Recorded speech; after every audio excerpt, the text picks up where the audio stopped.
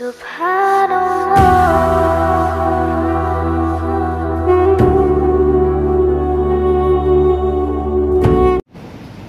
الحمد لله رب العالمين والصلاة والسلام على أشرف الأنبياء وسيد المرسلين خاتم النبيين محمد وعلى آله وأهل بيته وصحبه أجمعين. أما بعد، قال النبي صلى الله عليه وسلم: إنما الأعمال بالنيات وإنما لامرئ ما نوى،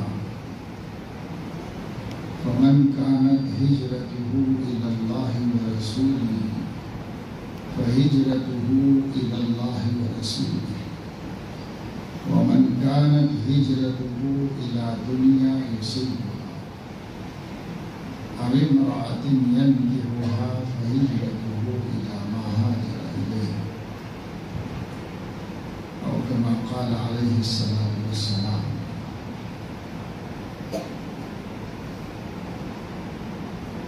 اصلاحی مجلس کے عنوان سے آج کی یہ مجلس رکھی گئی ہے.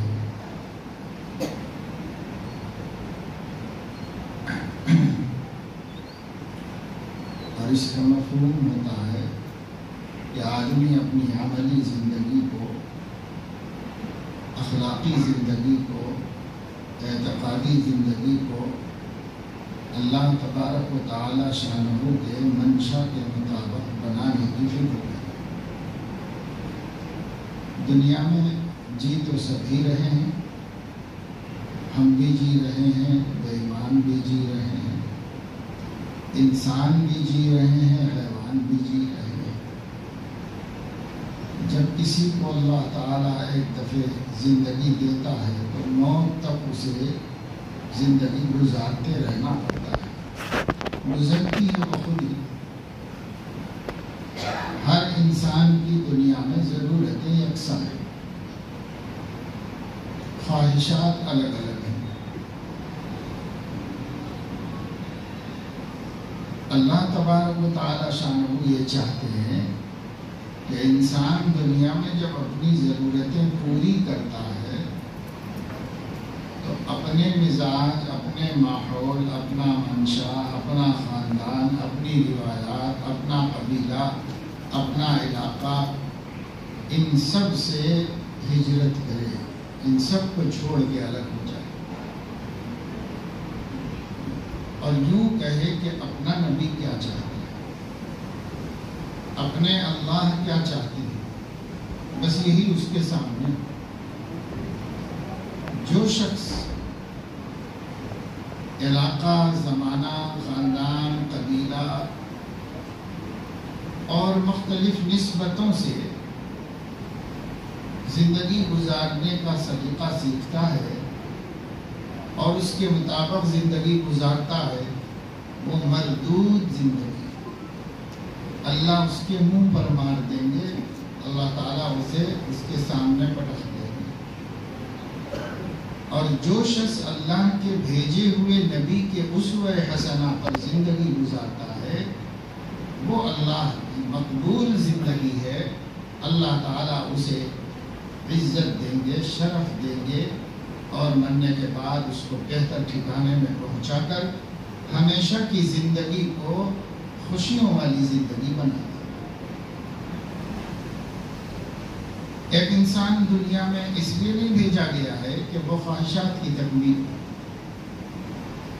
آپ دیکھتے ہیں، دوسروں کو چھوڑیے، ہر شخص اپنی خواہشات کو دیکھ لے اور اس دنیا کی زندگی کے وسائل اور اسباب اور قیام کو دیکھ لے. مشکل سے 60-70 برس کی زندگی ہے. اسباب اور وسائل اپنے اختیار میں نہیں، اپنے ہاتھ ہی میں نہیں. اور خواہشات دیکھو تو ایسی 10 زندگیوں میں بھی پوری ہونا مشکل ہے.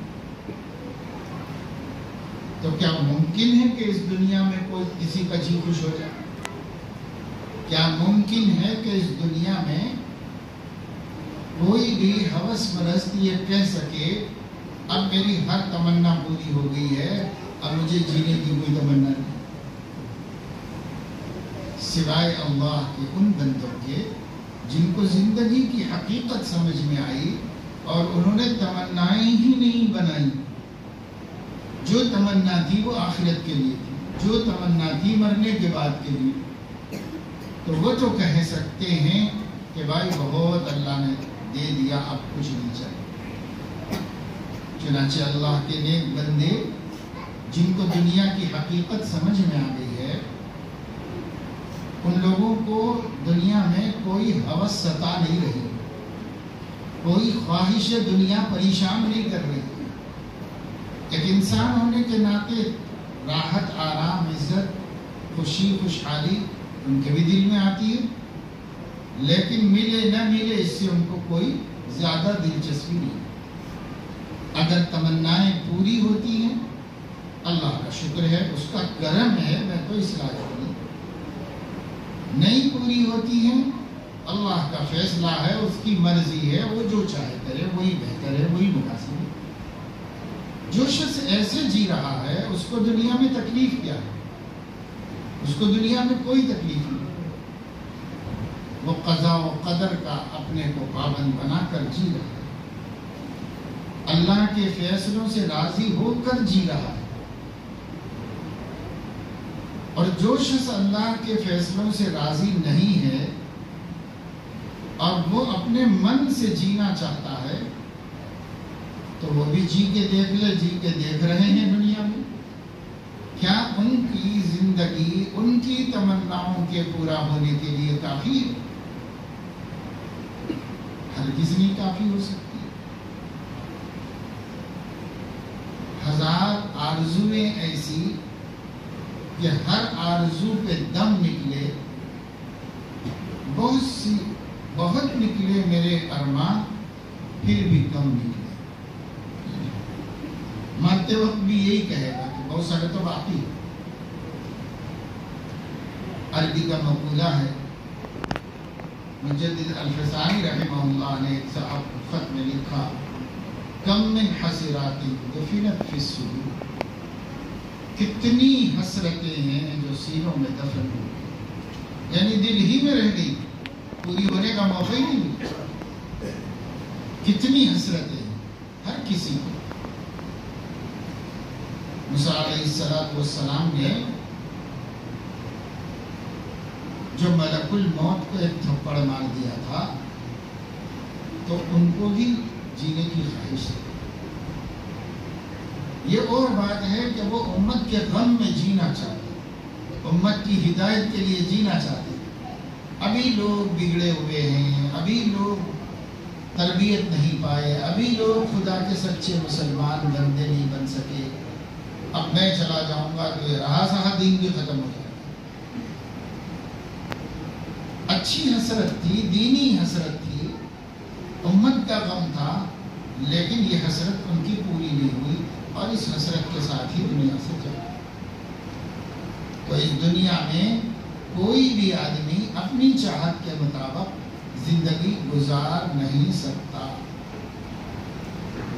اس لیے سمجھداری کی بات یہ ہے، عقل مندی کی بات یہ ہے کہ آدمی یہ طے کر لے کہ مجھے اپنی مرضی سے زندگی نہیں گزارنا ہے، بلکہ جیسے اللہ چاہتے ہیں ایسے جی کے دینا ہے، اللہ کو ایسے جی کے بتانا ہے جیسے وہ چاہتے ہیں۔ اور وہ کیسا چاہتے ہیں؟ انہوں نے ہر ایک کو بتانے کے بجائے اپنے نبی کو بتا کر اور اپنے نبی کو اس پہ چلا کر انہیں امت کے لیے اسوہ حسنہ بنا۔ ہر مسلمان کو عقیدے سے لے کے اخلاقیات، معاملات ہوں کہ معاشرت، عبادت ہو کہ عقیدہ اور ایمان، سب میں اسی ایک ہستی کا اتباع ہے۔ اب یہ حج کا سیزن ہے، بہت لوگ جا چکے، بہت لوگ جا رہے ہیں، بعض ریاستوں سے نکل رہے ہیں، بعض نکلنے والے ہیں۔ جن لوگوں نے حج کا ارادہ کیا وہ کب سے سال بھر سے اور 6 مہینے سے جیسے جیسے وقت قریب آ رہا ہے ان کی فکر بڑھتی جا رہی ہے، ان کا سیکھنا بڑھتا جا رہا ہے۔ وہ حج کیمپس میں شرکت کر کے سیکھ رہے ہیں، وہ کتابیں پڑھ پڑھ کے سیکھ رہے ہیں، وہ جہاں جہاں کھٹک ہو رہی علماء سے پوچھ رہے ہیں، اور دوران حج بھی معلوم کرتے رہیں گے، پوچھتے رہیں گے، اور یوں وہ پریشان اور فکر مند رہیں گے، اور ہیں سب جگہ نظر آ رہا ہے۔ ایک آدمی کو حج کرنا ہے تو اس کے سیکھنے کی اتنی فکر ہے، اور ایک آدمی کو شادی کرنا ہے تو اس کے سیکھنے کی فکر پوری ہے۔ کبھی اس کو خیال آیا کہ کوئی کتاب پڑھی جائے، اس لڑکے کو خیال آیا کہ کبھی کسی عالم کا وعظ سنا جائے اس عنوان پر، اس کو خیال آیا کہ بھائی کوئی تربیتی کیمپ ہونا چاہیے جیسے جس میں میری اور میرے گھر والوں کی تربیت ہونی چاہیے، کہ شادی نبی کی سنت ہے، کیسے کیا جاتا ہے، حج بھی نبی کی سنت ہے، اس کو سیکھنے کی فکر ہے، نماز کو سیکھنے کی فکر ہے۔ چھوٹی چھوٹی باتیں جن کی شریعت میں کوئی اہمیت نہیں ہے، مگر ایک عبادت کرنے والے کو اس کی فکر ہے، اور وہ معلوم کرتا ہے، مولانا سے علماء سے معلوم کرتا ہے کہ سمجھ کیسا ہے، ایسا ہو گیا، ایسا ہو گیا۔ لیکن شادی تو ایک پوری زندگی ہے، اس کے بارے میں کیا پوچھا، اس کے بارے میں کیا سیکھا؟ نماز 5 سے 10 منٹ میں ہو جاتی ہے، حج صرف 5 دن میں ہوتا ہے، گروپ قافلہ چاہے کتنے دن کا چاہے، حج ہوتا ہے صرف 5 دن میں، عمرہ تو چند گھنٹوں میں ہو جاتا ہے، 2-3 گھنٹے میں آسانی سے ہو جاتا ہے۔ کوئی بھی عبادت مختصر سے وقت میں ادا ہو جاتی ہے، ہمیں اس عبادت کی تو فکر ہے۔ روزہ رکھتے ہیں آپ صبح صادق سے لے کے غروب آفتاب تک، کبھی 12 گھنٹے کبھی 14 گھنٹے ہو جاتے ہیں، کبھی اس سے بھی گھنٹے 10-11 گھنٹے ہو جاتے ہیں۔ اتنی تو کرنا ہے عبادت، اس کا ایک ایک مسئلہ، ایک ایک جزیہ، چھوٹی چھوٹی باتیں علماء سے پوچھے۔ لیکن شادی آدمی جوانی میں کرتا ہے، جب تک موت نہ آئے، یہ ایک عبادت ہے جو وہ کر رہا ہے۔ اس عبادت کو سیکھنے کی ضرورت ہی نہیں سمجھا، یہ بھی سیکھنے کی چیز ہے۔ نہ لڑکی کو ضرورت کبھی سمجھ میں آئی، نہ لڑکے کو کبھی ضرورت سمجھ میں آئی، نہ لڑکے کے ماں باپ کو کبھی خیال ہوا، نہ لڑکی کے ماں باپ کو کبھی خیال ہوا کہ صاحب یہ بھی ایک لمبی عبادت ہے، اس کو بھی سیکھنا ہے، اس کو سیکھنے کی ضرورت ہے، بلکہ اس کو زیادہ سیکھنے کی ضرورت ہے۔ مگر کوئی بھی جانتا ہے کیا، کیوں نہیں کرتے کوشش؟ اس کی وجہ صرف یہ ہے کہ نماز کو عبادت سمجھتے، حج کو عبادت سمجھتے، روزے کو عبادت سمجھتے، لیکن نکاح کو، شادی بیاہ کو، کاروبار کو، لین دین کو، معاملات کو، معاشرت کو عبادت نہیں سمجھتے، اسے دین نہیں سمجھتے ہو۔ اس میں کیوں لوگ ڈسٹرب کرتے ہیں بھائی؟ یہ تو ایک سماجی ضرورت ہے، ہم کر رہے ہیں، اس میں کیوں بتایا جا رہا ہے کہ یہ مت کرو، یہ کرو، یہ کرو، یہ کرو؟ اس وجہ سے ہماری نیت ہی تو درست نہیں کرتے۔ نکاح کے لیے بھی نیت کو درست کرنا چاہیے۔ کیوں کرایا گیا ہے نکاح؟ آپ کر رہے ہیں، میرا دل بول رہا، آپ کر رہے ہیں، مجھے خواہش محسوس ہو رہی۔ خواہشات کی پیروی تو اسلام میں درست ہی نہیں ہے، پھر خواہش کی بنیاد پہ ہم کیسے کریں گے؟ اللہ نے ہماری مناسب خواہشات کو دین بنا دیا، عبادت میں داخل کر دیا۔ اب آپ کو عبادت کی بنیاد پہ ہی کرنا ہے، خواہش کی بنیاد پہ نہیں کرنا۔ عبادت بنا دیا اللہ نے اس کو، اگرچہ کہ وہ ہماری خواہش ہے۔ جب اللہ نے اس کو عبادت بنا دیا تو اس کو بھی اپنے تقرب کا وسیلہ بنا دیا، اس کو بھی اللہ تعالیٰ اپنی نزدیکی اور اپنی شان عطا فرماتے ہیں بندے کو بندگی، بشرطے کہ وہ عبادت کے ڈھنگ سے کرے، عبادت کے رنگ میں کرے۔ لیکن اس زمانے میں ایسا نہیں ہوتا۔ اس زمانے میں لوگوں نے بہت سی چیزوں کو دین کے باہر خود ہی کر لیا ہے۔ اسلام نے تو نہیں کیا، لیکن ہم کیے ہوئے ہیں۔ کاروبار کے بارے میں ہمیں خیال نہیں آتا کہ دین کیا کہتا ہے، اس لیے پوچھتے بھی نہیں علماء سے مسائل، ایسا ہو گیا یہ صحیح ہو گیا کہ نہیں ہو گیا، درست ہو گیا کہ نہیں ہو گیا۔ ایک آدمی آئے نبی کریم صلی اللہ علیہ وسلم کی خدمت میں، اور انہوں نے آپ کے چہرے مبارک سے محسوس کیا تھا کہ بھوک کا اثر ہے، فاقہ چل رہا ہے، کھانے کے لیے موقع نہیں ملا حضور علیہ السلام کو، اس لیے غالباً آپ بھوک سے نڈھال اور کمزور ہو گئے، چہرے سے محسوس کیا۔ تو گھر گئے اور کچھ کھجوریں لے کے آئے تاکہ حضور علیہ السلام کو کھلائیں، عمدہ قسم کی، اعلیٰ درجے کی بڑھیا کھجوریں تھیں۔ یہ کھجوریں لا کر انہوں نے حضور علیہ السلام کی خدمت میں پیش کی، کھا لیجیے۔ صحیح بخاری میں روایت موجود ہے، حضرت علیہ السلام نے فرمایا کہ کیا تمہارے پاس سب کھجوریں اسی معیار کی ہیں؟ کیونکہ آپ کو بھی پتا تھا کہ جو آدمی یہ کھجور لایا ہے وہ اتنی قیمتی کھجوریں اس کے پاس نہیں ہو سکتی، اس لیے آپ نے پوچھا کہ تمہارے پاس اسی قسم کی کھجوریں ہیں سب؟ تو انہوں نے کہا کہ یا رسول اللہ ایسا تو نہیں ہے، البتہ یہ ہے کہ میں جب گھر سے کھجوریں لے کے نکلا تو وہ ردی قسم کی تھی، معمولی قسم کی تھی۔ تو دل میں خیال آیا کہ بھائی نبی کو یہ کیا پیش کروں، میں کوئی بڑھیا اور اچھی والی پیش کرنا چاہیے۔ تو میں نے دکاندار کو 2 سیر کھجوریں دے دی اور اس کی عوض 1 سیر بڑھیا والی لے کر کے آپ کے لیے لایا۔ رواج تھا، طریقہ تھا، کھجوروں ہی سے کھجوروں کا تبادلہ ہو جاتا، سستی والی دے دو تو مہنگی والی تھوڑی ملتی، آدھی مل جاتی اس کی، اور مہنگی والی سے سستی والی بڑھ کر مل جاتی، دوگنی مل جاتی۔ یہ ان لوگوں کا اس دور کا رواج تھا، ایسے ہی انہوں نے کیا۔ حضور علیہ السلام نے فرمایا کہ ارے بھائی تم نے تو اس معاملت کے ذریعے اس سودے کو ناجائز بنا، یہ کھانا ہمارے لیے کیسے درست ہے؟ یہ تو ربوی تجارت ہوگی، سودی تجارت ہوگی، یہ کیسے ہم کھا سکتے ہیں؟ انہوں نے کہا کہ یا رسول اللہ اگر ایسا کرنا ہو تو پھر ہم کریں کیا؟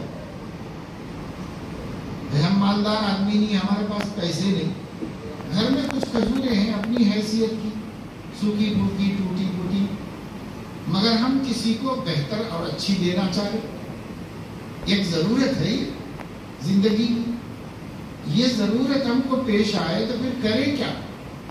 سماج میں رواج میں تو یہی ہوتا ہے، ہم کریں کیا؟ حضور اکرم صلی اللہ علیہ وسلم نے فرمایا کھجوریں اٹھا لو، بازار چلے جاؤ، جہاں سے خریدے ہو اس کو واپس کر دو، اپنی کھجوریں واپس لے کر اس پہ قبضہ کر لو، اب پہلے اپنی کھجور کی قیمت لگا کر اسے فروخت کرو، اور وہ پیسہ ہاتھ میں آنے کے بعد پھر اس میں جو اچھی کھجوریں مل سکتی ہوں دوسرا سودا کر کے اس کو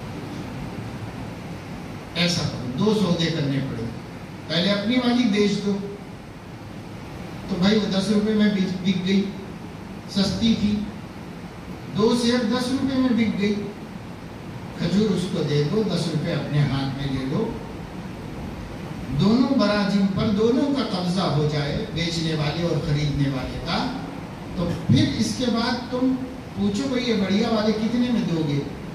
وہ 10 روپے میں جتنی دے دے اس سے دوسرا معاملہ کر کے خرید لو۔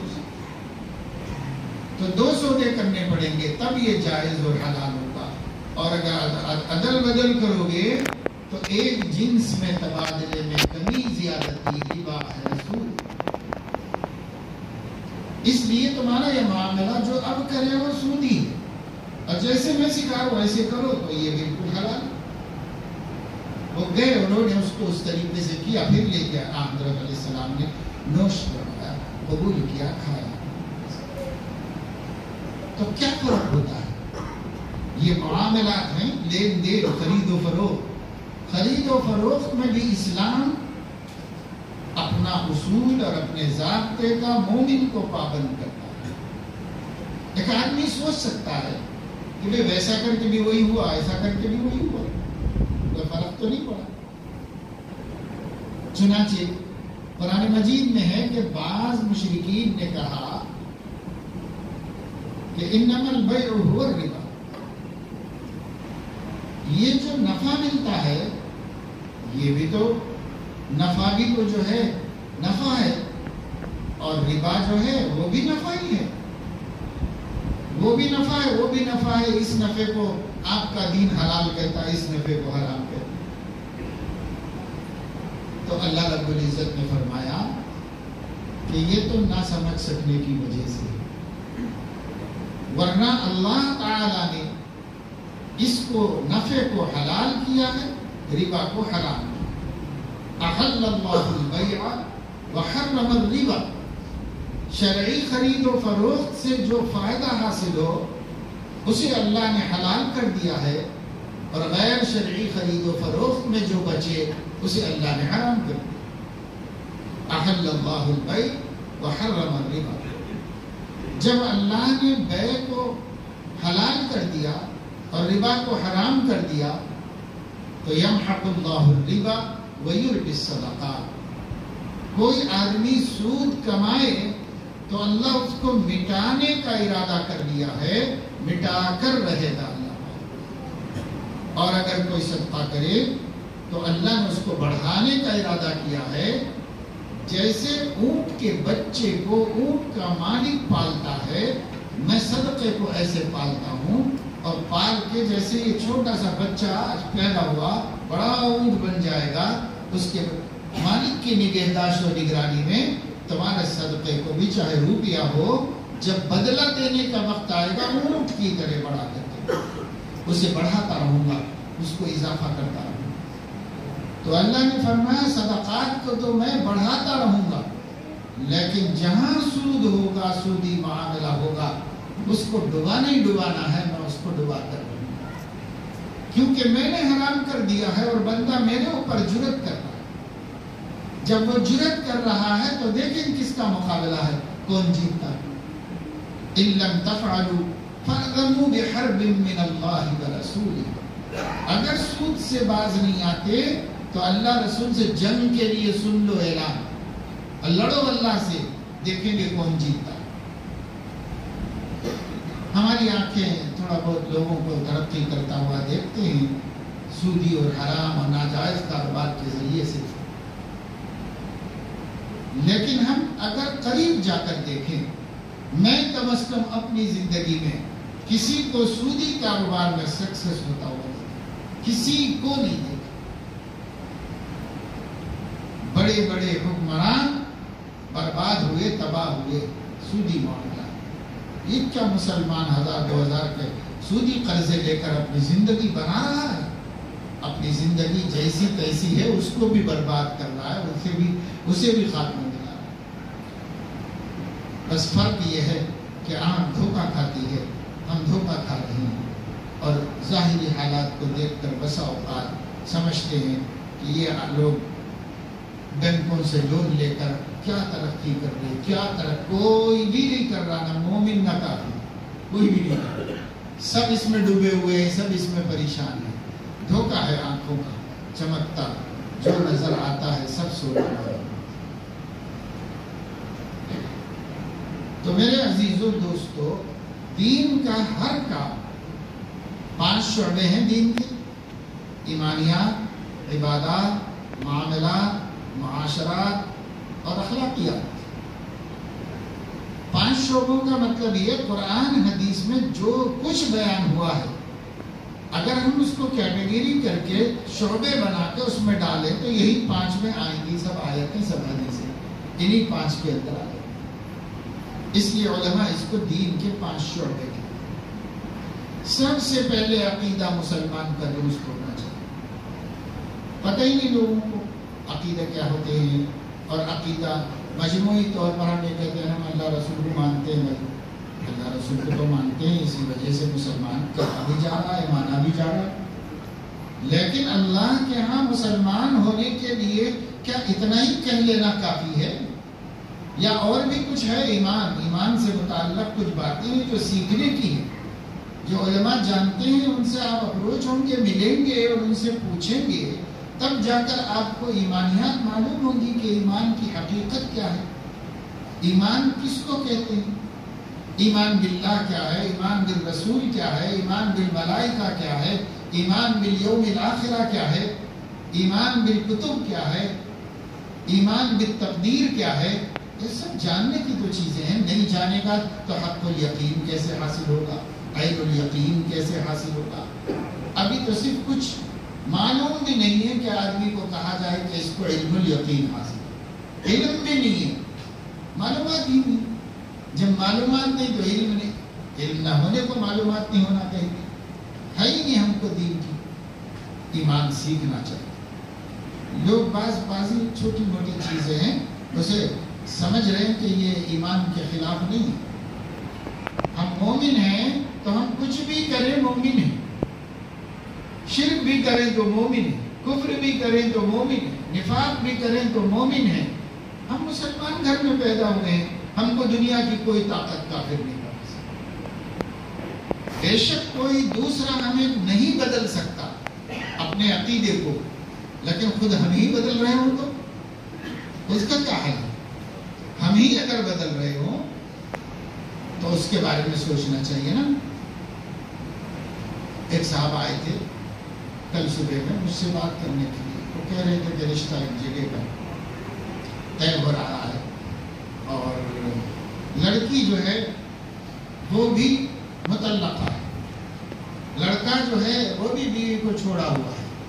کچھ ہوں گے حالات اپنے، ہو سکتا ہے زندگیوں کے اختلافات ایسے پیش آتے ہیں.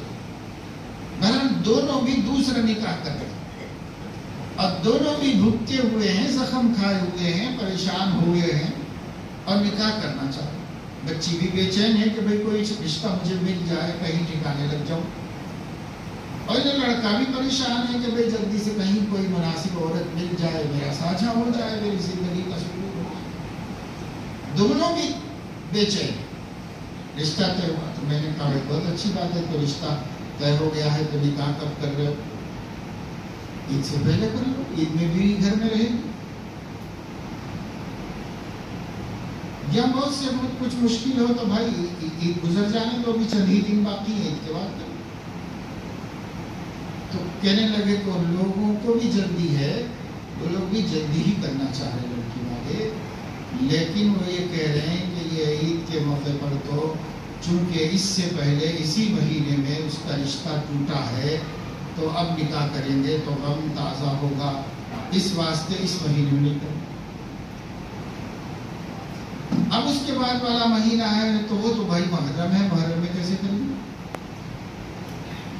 پھر اس کے بعد والا مہینہ سفر ہے تو سفر تو منحوس ہے، منحوس مہینے میں نکاح کیسے کریں گے؟ اس لیے ربیع الاول میں دیکھیں جلدی ہے، جلدی کرنا چاہ رہے ہیں.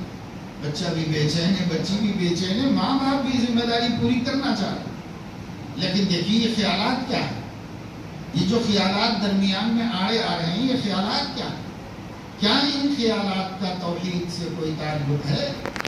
سراسر شرکیہ خیال ہے، لیکن مسلم سماج میں جاری ہے اور بڑے دھڑلے سے اور بڑے وثوق سے ان چیزوں کا لحاظ خیال مسلم سماج کرتا ہے. اللہ نہیں معلوم، رسول نہیں معلوم، لیکن یہ سب بدعات معلوم ہے، رسومات معلوم ہے، ہر ایک کو، ہر عورت کو معلوم ہے کہ یہ کون سی رسم کیسے ہونا چاہیے اور کون سا شرک کس طرح کیا جاتا ہے.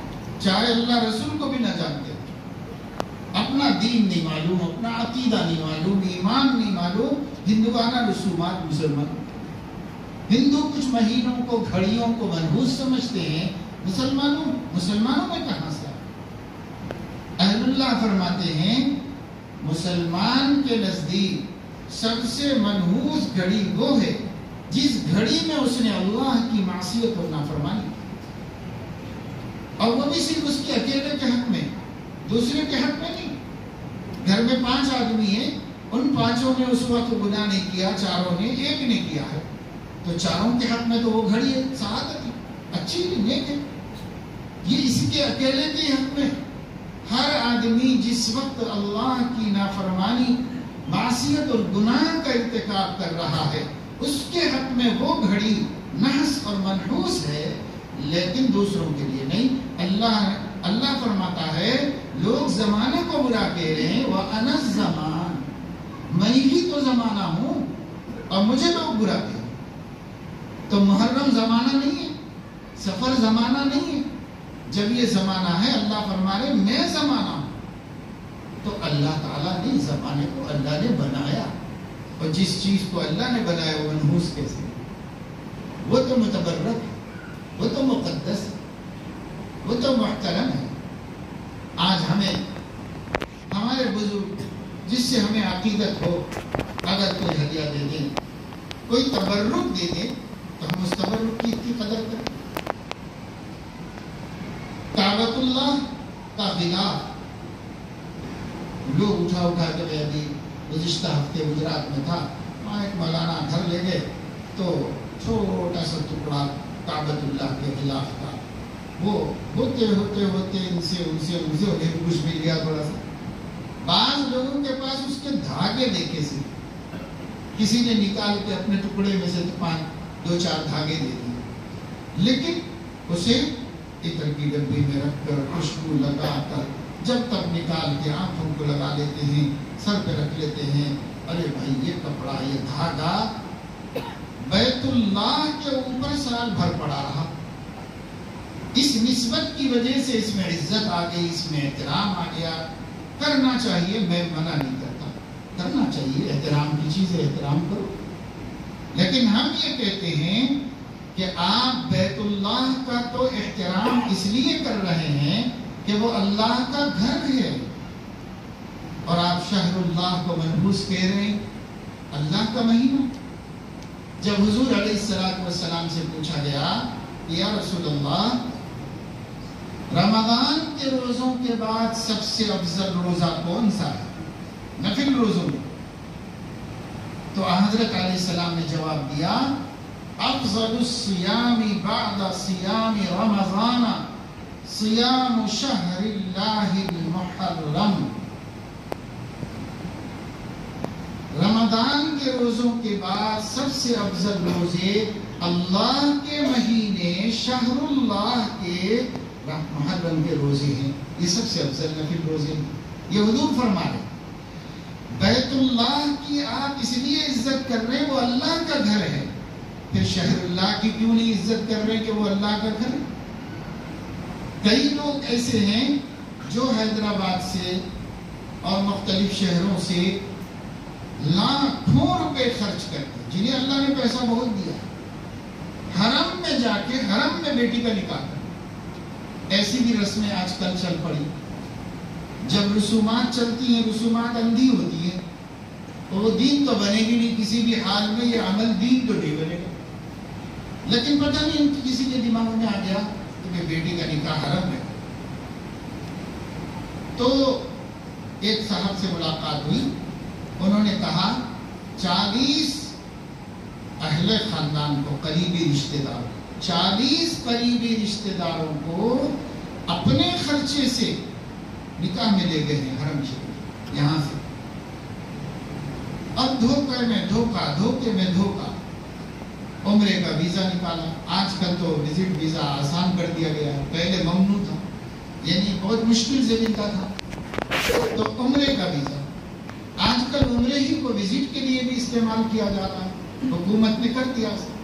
लेकिन जब मना था तो मुस्लिम कंट्री के हुक्मरान ने मना किया था, इसलिए उसका हुक्म मानना मुसलमानों पर वाजिब और लाजिम था, क्योंकि उसने एक इंतजामी काम किया है। हमारे ऊपर कोई उसने जबरदस्ती फर्ज वाजिब के खिलाफ नहीं कहा, इसलिए उसका हुक्म मानना था। लेकिन गैर सऊदी हुकूमत का हुक्म यह है, निकाह सिर्फ मजाज लोग ही पढ़ा सकते हैं, जिनको हुकूमत ने इजाजत दी है वही पढ़ा सकते हैं। कोई दूसरा किसी का निकाह वहां कंट्री में इस कानून के मुताबिक नहीं पढ़ा सकता। لیکن پھر بھی آپ وہاں پر قانون کی خلاف ورزی کرتے ہوئے کسی اپنے مولانا کو ساتھ میں لے جا کر یا وہیں سے لے کر ان سے پڑھوا لے رہے اور چوری چھپے، کیونکہ کیمرہ سب دیکھتے رہتے ہیں، ایک ادھر بیٹھا ہے، ادھر بیٹھا ہے، ادھر بیٹھا، ایسا لگ ہی نہیں رہا ہے کہ کوئی محفل ہے، اور چپکے سے خطبہ پڑھ کے اور چپکے سے چوری سے ایجاب قبول کر، اتنا سب کر رہے ہیں کائے کے واسطے؟ حرم میں نکاح، حرم میں نکاح کی کیا ضرورت ہے؟ سیدہ فاطمہ کا جو دو جہاں کے سردار کی شہزادی ہے، مسجد میں نکاح نہیں ہوا ہے، تو آپ کو حرم میں لے جا کے کیا ملنے والا ہے؟ اگر کوئی فضیلت ہوتی تو نبی مسجد نبوی شریف میں پڑھا، تو یہ کوئی فضیلت کی بات تھی نہیں، اس لیے حضور علیہ السلام نے بھی اہمیت نہیں دی، جس کا جہاں بیٹھ کے ہو گیا نکاح وہیں پر ہو گیا، جس مجلس میں بات طے ہوئی وہیں خطبہ پڑھ لیا، گھر میں بلا لیا بچے کو، گھر میں ہی خطبہ پڑھ کے نکاح پڑھا دیا کرو۔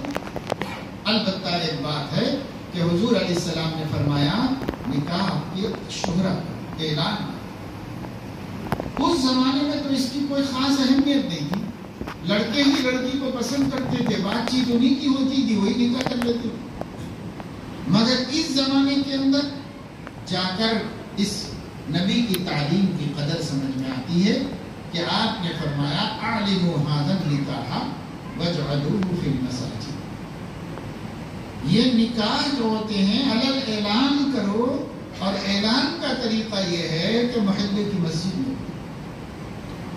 لڑکی کے محلے کی مسجد میں اعلان ہوگا، جیسے بیان کا اعلان ہو، امام صاحب اعلان کریں گے فلاں صاحب ہمارے مسجد کے مصلی ہیں، ان کی بیٹی کا نکاح ہے، آپ حضرات تشریف رکھیں بیٹے، ایسے تو محلے کے سب لوگوں کو معلوم ہوگا ہمارے فلاں ساتھی کی بچی نکاح کر کے گئی ہے، بھاگ کے نہیں گئی ہے، چوری سے نہیں گئی ہے، ناجائز طریقے سے نہیں گئی، یہ ہے اعلان کا مقصد۔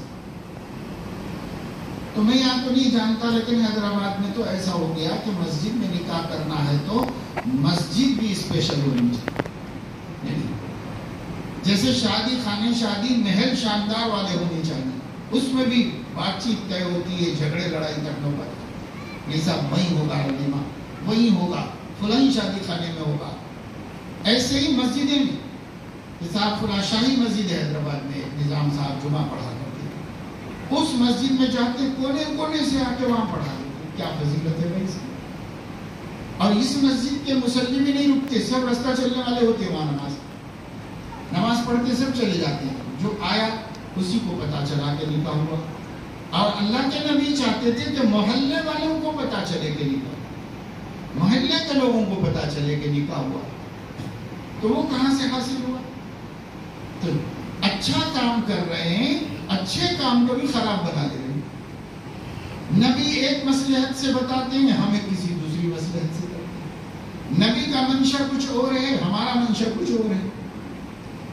اس لیے میں نے کہتا ہوں عام طور سے کہ دیکھیے صاحب، آپ رخے میں لکھتے ہیں، کارڈ میں جو دعوت نامہ ہوتا ہے، اس میں سب سے پہلے اوپر ہی چھپا ہوا ہوتا ہے النکاح من سنتی، نکاح میری سنت ہے، نبی کی سنت ہے، تو جب ان کی سنت ہے تو انہوں نے کیا تو سنت بنا نا، تو انہوں نے کیسے کیا یہ جاننا چاہیے کہ نہیں جاننا چاہیے، اور جیسے انہوں نے کیا ویسے ہی کرنا سنت ہے۔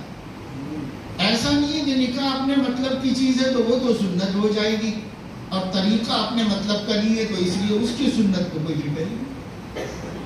بھائی نکاح بھی سنت ہے، طریقہ بھی سنت ہے، نکاح کسی عمل کے طریقے ہی کو سنت کہتے ہیں۔ علماء بھی یہاں کچھ بیٹھے ہیں، آپ ان سے پوچھ لیجیے بعد میں علماء سے کہ سنت کی تعریف کیا ہے۔ الطریقۃ المسلوکۃ فی الدین، دین پر عمل کے طریقے کو سنت ہے۔ نکاح اگر دین ہے اور سنت ہے تو نبی والے طریقے پر ہوگا تو مقبول ہوگا، اور نبی والے طریقے پہ نہیں ہوگا تو منعقد بھی ہو جائے گا تو مقبول نہیں ہوگا، اللہ اسے قبول نہیں کرے گا۔ اللہ عمل کو اپنے حبیب کے طریقے پر ہی قبول کرتے ہیں۔ باقی قانونی طور پر نکاح ہو جا سکتا ہے، جو قانون میں 4 چیزیں ہیں یہ ہو جائے تو نکاح ہو جا سکتا ہے۔ اسلام میں نکاح کیا ہے؟ لڑکی کو بتایا جائے کہ اس کا نکاح کس سے ہو رہا ہے، کتنے مہر پہ ہو رہا ہے، یہ اس کو پہلے بتایا جائے۔ سب سے پہلا کام یہ ہے کہ لڑکی کو بتایا جائے کہ اس کا نکاح کس سے ہو رہا ہے اور کتنے مہر پہ ہو رہا ہے، اور اس پر لڑکی اجازت دے دے۔ اجازت زبان سے بھی دے سکتی ہے، اجازت خاموش رہ کر بھی دے سکتی ہے، اجازت رو کر بھی دے سکتی ہے، لیکن اگر اس نے اس پر ہنس دیا تو وہ اجازت معتبر نہیں ہوتی، اس سے صاف پوچھنا پڑے گا سوال۔ لیکن لڑکی ہنسی نہیں، روئی، خاموش رہی، یا زبان سے بول دی ٹھیک ہے، یا دستخط کر دی، جیسے آپ کا آج کل کاغذات لے جا کے سینڈ کر دی، یہ بھی اس کی رضا ہے۔ یہ ہے، اس کو کہتے ہیں اذن۔ یہ پہلا عمل ہے کہ لڑکی سے اذن حاصل کیا جائے کہ اس کا نکاح ہو رہا ہے۔ ولی تو کر سکتا ہے، لیکن ولی بھی اس کو بتا دے یہ بہتر ہے، اس کے علم میں لا دے بہتر ہے۔ ایک کام یہ ہے، اس کام کے ہو جانے کے بعد ہم بیٹھیں گے کسی جگہ پر تو وہاں ایجاب و قبول ہو۔ ایجاب عربی کا لفظ ہے، اس کے معنی ہے جواب طلب کرنا، جواب لینا کسی سے، اس کو ایجاب کہتے ہیں۔ دوسرے ہے قبول، یعنی جب کوئی آدمی کسی کو کوئی چیز لازم کر رہا ہے وہ قبول کر رہا ہے، ہم نے قبول کیا، اس کو قبول کرنا۔ تو ایجاب کسی پر لازم کرنا، قبول وہ لزوم کو قبول کرنا، یہ ہوتا ہے۔ یہ ایجاب و قبول محفل میں ہوتا ہے تاکہ کم سے کم دو مسلمان گواہ کر سکیں۔ گواہی کی اس لیے ضرورت ہے کہ کبھی اس کی ضرورت پڑتی ہے، کوئی انکار کر دے نکاح کے ہونے سے، تو ثبوت کے لیے دو گواہ ہونا ضروری ہے۔ اس لیے یہاں گواہ دو ہو جو سنے۔ کس چیز کو سنے؟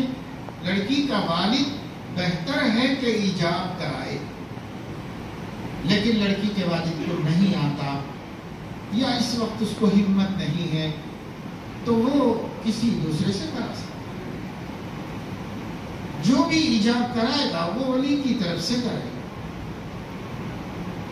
تو جو لڑکا ہوگا، نوشہ ہوگا، جو نکاح کر رہا ہوگا، جسے عاقد کہتے ہیں، وہ اس کو قبول کرے گا۔ اس کو ایجاب و قبول دو لفظ ملا کے کہا ہے، ایجاب و قبول۔ اس ایجاب و قبول کو کم سے کم دو مسلمان سنیں، دو مرد مسلمان اس کو سنیں۔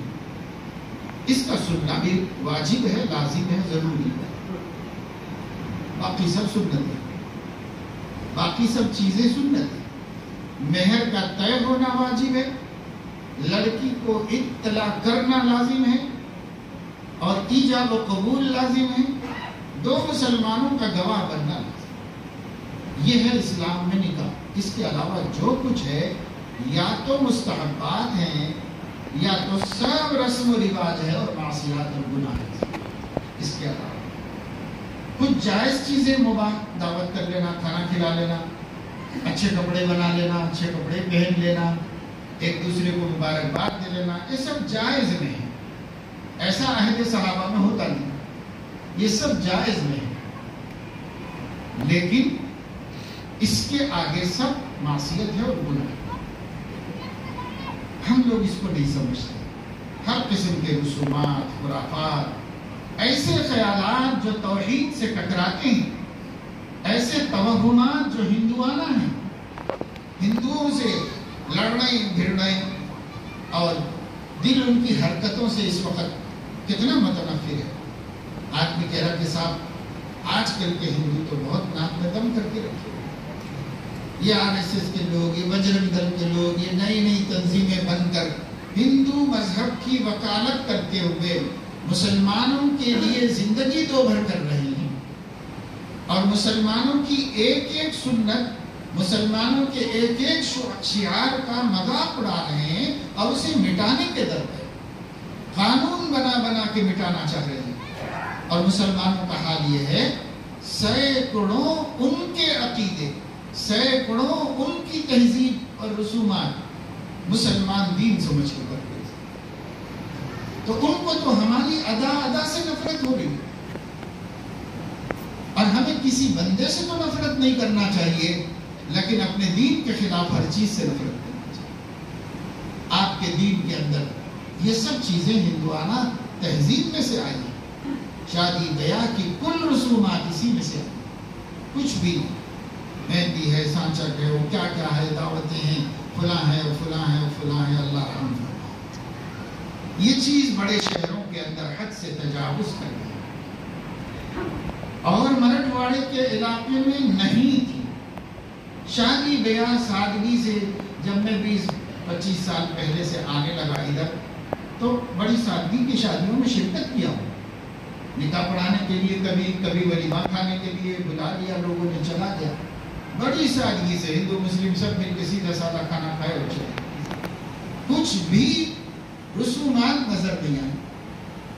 लेकिन रफ्ता रफ्ता शहरों का असर देहातों पर, कस्बों पर पड़ना शुरू हो गया। अब फिर नित नई किस्म की खुराफात और बुराइयां मालदारों से गरीबों के अंदर आती और आती चली जा रही हैं। अब ये इलाके भी महफूज नहीं रहे तरह तरह की खुराफात से। लेन देन तो है ही है, इन सब चीजों से बचना चाहिए। इस्लाह का मतलब यही होता है, अपने समाज को दुरुस्त कर दो भाई, दूसरे के समाज को हम दुरुस्त नहीं कर सकते। मेरा समाज, मेरा घर है, मैं अपने घर के लोगों को तो दुरुस्त कर दूं। इस दौर की सबसे बड़ी खराबी यह है कि आदमी दूसरों को ही दुरुस्त करना चाहा, अपने को और अपनों को दुरुस्त करना नहीं चाहता। अपने को सबसे ज्यादा माफ कर दिया है हर चीज के अंदर, उसके बाद अपनों को माफ कर देता है, और हर एक की बखिया उधेड़ता है, हर एक की गर्दन नापता है, और हर एक की गलती पकड़ता है।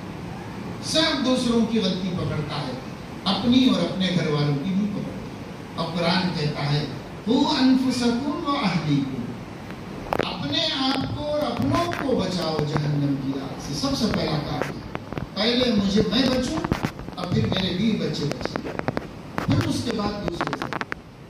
लेकिन आज बहुत सारे, अल्लाह माफ फरमाए, दीनदार कहलाए जाने वाले नमाजी, हाजी, दाई, हर किस्म के दीनदार लोग, पर अपने घर पर कंट्रोल नहीं कर सकते, अपने घर से खुराफात का खात्मा नहीं कर सकते, अपने घर में हया और हिजाब को नहीं ला सकते, अपनी बेटियों को नेक और सालिह नहीं बना सकते, क्योंकि घर की फिक्र ही नहीं है। सारे जहां का जायजा अपने जहां से बेखबर। ये हमारा हाल हो गया है। हम लोग बस दूसरों को बताने के लिए जी रहे, ये अल्लाह का दीन है भाई, ये गुनाह है भाई, ये बहुत बुरी बात है, ये नहीं करना चाहिए, ये नहीं करना चाहिए। क्या भाई दूसरे ही नहीं करना चाहिए, मैं भी नहीं करना चाहिए? नबी तो ऐसा कहते थे, अना अव्वलुल मुस्लिमीन, पहले मैं अमल करता हूँ फिर आप लोगों को बोलता हूँ, पहले मैं दीन पे चलता हूँ फिर आपको दावत देता हूँ। नबी तो ऐसा कहते थे, लेकिन हम लोग ऐसा नहीं करते। इसलिए मेरे दोस्तों, अजीजों, और बहुत सारे नौजवान बच्चे हैं, इन अजीजों से, प्यारे बच्चों से यही बात कहना है कि देखो बेटा, आपको जीना है दुनिया में। हम लोग तो अपना बोरिया बिस्तर लपेट रहे, आप लोगों को दुनिया में जीना है। आने वाले दिनों में आप अपने नबी के नुमाइंदे बनकर जिंदगी गुजारें। आने वाला जमाने में नबी को लोग देखना नहीं चाहते, नबी के दीन को देखना नहीं चाहते। आने वाले जमाने में बल्कि अब से शुरू कर दिया कि ये सच्चा दीन, ये सच्चा मजहब, ये सच्चा इस्लाम, इससे और इसके मानने वालों से नफरत बाकायदा पैदा की जा रही। अभी पैदा भी नहीं हो रही, बहुत सारे गैर मुस्लिमों में तो जबरदस्ती पैदा की जा रही है। जबरदस्ती उनको भी ऐसा बन जाओ, ऐसे बनो इन लोगों के मामले में, इन लोगों पे क्यों भरोसा करते, ऐसे दोस्त अहबाब को तक बरगलाया जा रहा है। क्यों उनकी शादी में आप जा रहे हैं, आप मस्जिद में क्यों जाते हैं, आप क्यों जाते हैं, आपको नहीं मालूम ये टेररिस्ट है, ये दहशतगर्द है, ये हमारे जीने को मुहाल कर देंगे, ये लोग हम लोगों को सबको कत्ल कर देना चाह रहे हैं। ऐसा माहौल जबरदस्ती अच्छे खासे भोले भाले गैर मुस्लिम बिरादरियों में भी पैदा किया जाए, तो नतीजा ये हो रहा, पुराने लोग तो ज्यादा मुतासिर नहीं हो रहे, नौजवान सब मुतासिर होते जा रहे। اور روز یہ قصے جو ہم اخباروں میں پڑھ رہے ہیں، آنکھوں سے دیکھ رہے ہیں، یہ اسی نفرت کے پیدا کرنے کا نتیجہ۔ اس لیے میرے پیارے بچوں، اب آپ کو اس دنیا میں، اس ملک میں رہ کر بتانا ہے کہ مسلمان کیسا ہوتا ہے، یہ بتانا ہے۔ لیکن بسا اوقات آپ کی حرکتیں بتا بتا کر اور دلیل پیش کرنے، دیکھو ایسا ہوتا ہے مسلمان، ایسی دلیلیں پیش کرنا مسلمان۔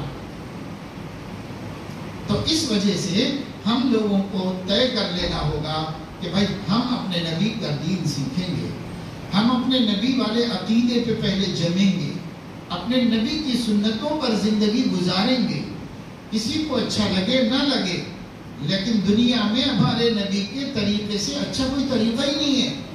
اگر آپ عمل کریں گے تو اچھے کریں گے، نہیں لگنے کا سوال ہی نہیں پیدا ہوتا۔ مگر یہ بات دھیان میں رکھنا چاہیے، کسی کو بھی اسلام عبادتیں دیکھ کر پسند نہیں آیا، اسلام اخلاق کو دیکھ کے پسند آیا۔ اس لیے ہمیں اپنے اخلاق سے اپنا مسلمان ہونا بتانا، ہمارے اخلاق کیسے ہیں اس سے ہم کو مسلمان ہونا بتانا۔ ہم نماز پڑھیں گے، نماز پڑھیے، رات بھر پڑھیے، اس کو تو دیکھ کے باہر والا آدمی گھبرائے گا، ارے مسلمان بنیں گے تو اتنا نماز پڑھنا پڑے گا، وہ تو گھبرائے گا، قریب کہاں آئے گا اور دور جائے گا۔ اس لیے اس کو جو چیز دکھانی ہے وہ انسانیت دکھانی ہے۔ ہم مسلمان ہیں اس لیے اتنے اچھے انسان ہیں، ہم مسلمان ہیں اس لیے ہم ہیلپنگ نیچر رکھتے ہیں، ہم مسلمان ہیں اس لیے کسی کا دکھ برداشت نہیں کر سکتے، ہم مسلمان ہیں اس لیے ہر ایک کی تکلیف میں شریک ہوتے ہیں، ہم مسلمان ہیں اپنے وجود سے کسی کو ستاتے ہیں، اپنی زبان سے کسی کو ستاتے ہیں، ہم مسلمان ہیں لین دین میں دھوکہ نہیں دیتے، ہم مسلمان ہیں قرضہ نہیں ڈباتے، ہم مسلمان ہیں کسی کا مال ناحق نہیں کھاتے۔ تو ہم مسلمان ہیں، اپنی معاشرتی زندگی سے بتانا پڑے گا، اسی کا نام اصلاح معاشرہ ہے۔ اپنی زندگی کو مسلمان بناؤ، اپنی معاشرت کو مسلمان بناؤ۔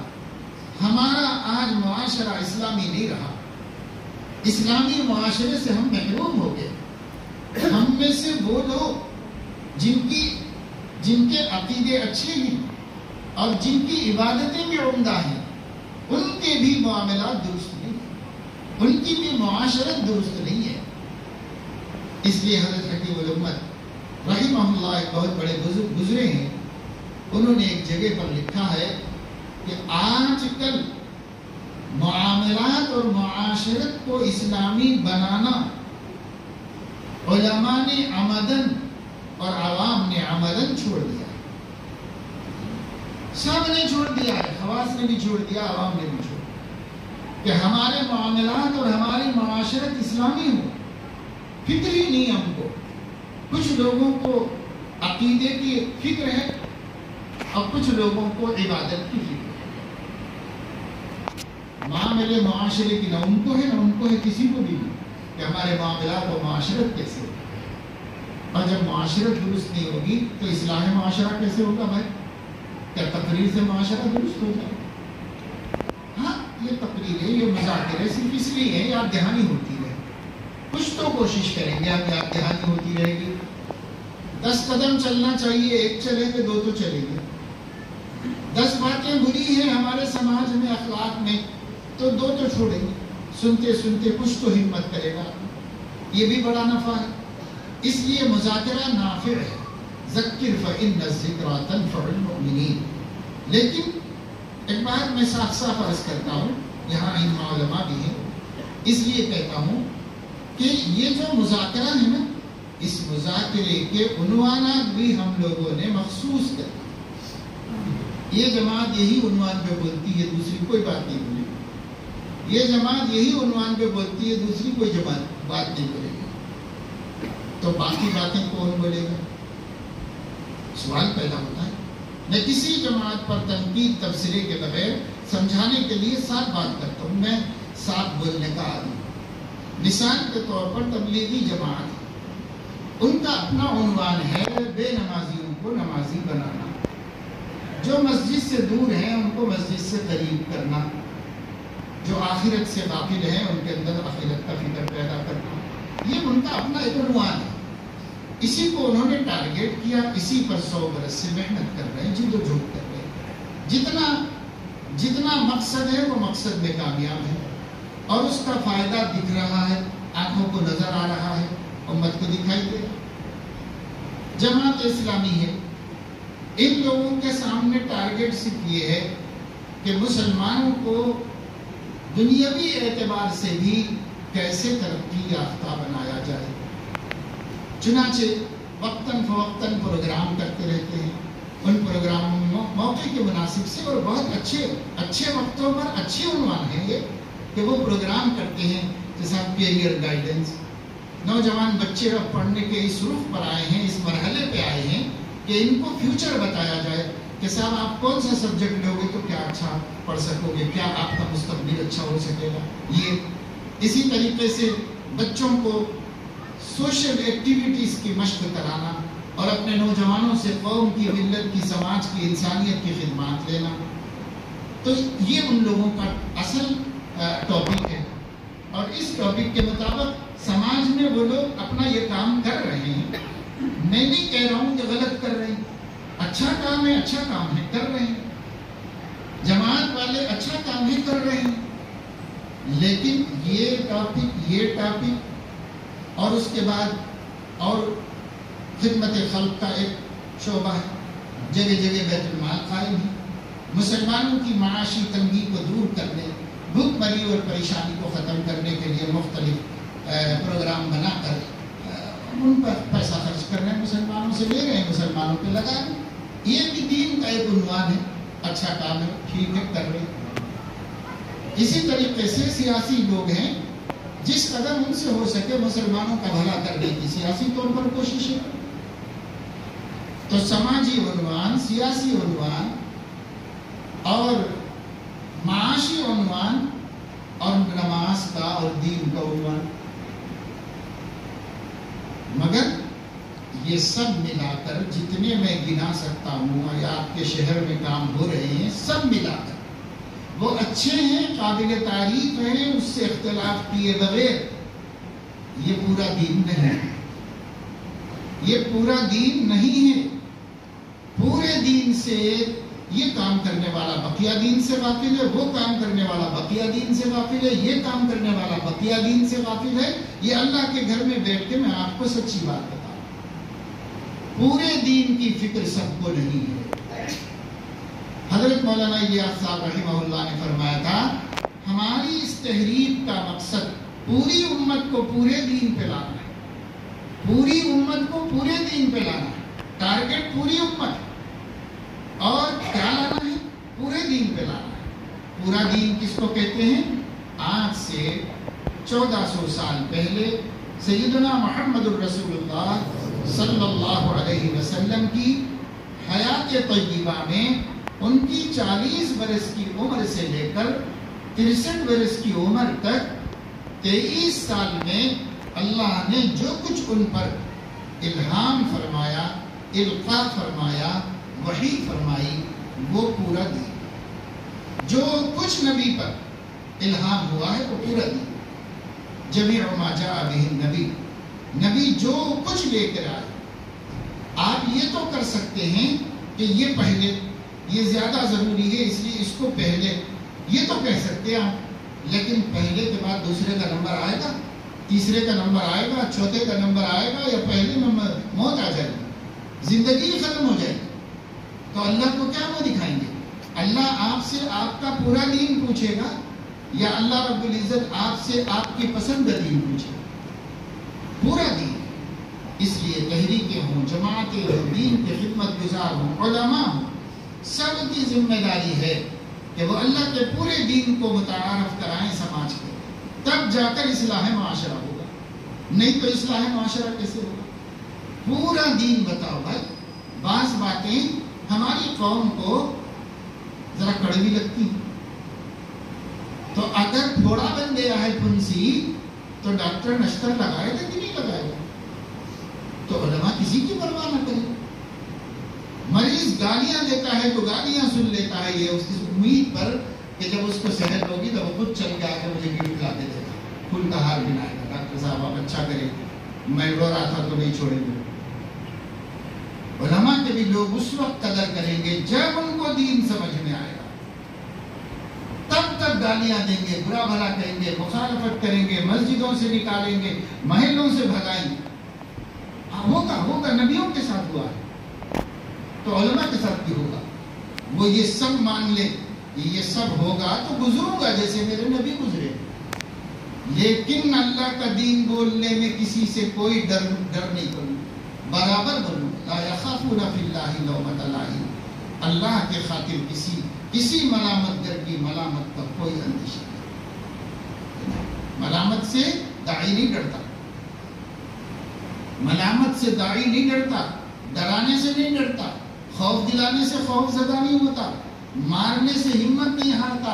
کیا نہیں ہوا نبی کے ساتھ؟ لقد اوذیت فی اللہ کما لا یوذی احد ولقد خفت فی اللہ کما لا یخاف احد، راہ خدا میں مجھے اتنا ستایا گیا کہ کسی کو نہیں ستایا گیا، اور راہ خدا میں مجھے اتنا ڈرایا گیا کہ کسی کو نہیں ڈرایا گیا۔ یہ تو ان کے نائبین کے ساتھ سب پیشان ہوا ہے۔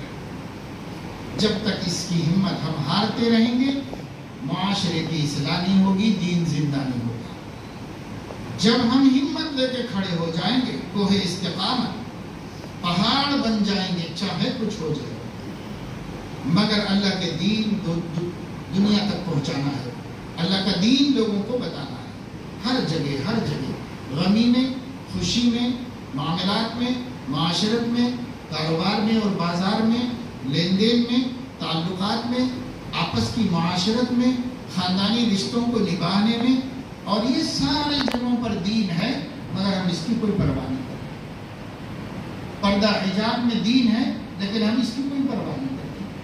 آج مسلم سماج کے اندر پردہ نام رہ گیا ہے، باہر نکلتے وقت برقع پہن لیں،